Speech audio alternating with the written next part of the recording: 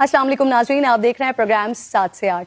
कातिब वही कुरानी जलीलुल क़द्र सहाबी रसूल 163 अहादीस के रावी हम सवारे रसूल रहमतुल्लिल आलमीन की पाक ज़ौजा सैयदा उम्मे हबीबा के भाई, जिनका सिलसिला 5वीं पुश्त से रसूलुल्लाह सल्लल्लाहु अलैहि वसल्लम से मिल जाता है।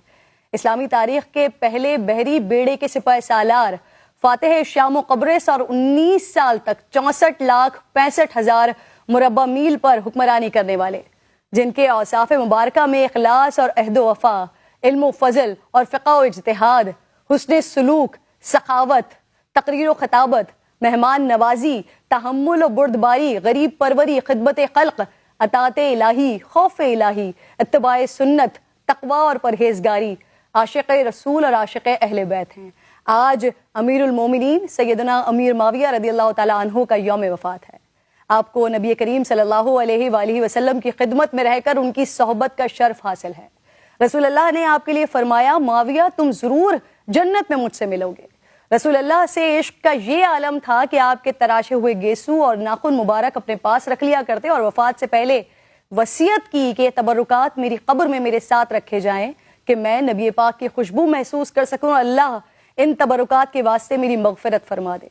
सैयदना हज़रत अमीर माविया ने सबसे पहला अक़ामती अस्पताल दमिश्क में कायम किया, जहाज साजी के कारखाने बनाए और सबसे पहली इस्लामी बहरिया कायम करके उस वक्त की सबसे ज़बरदस्त रोमन बहरिया को शिकस्त दी।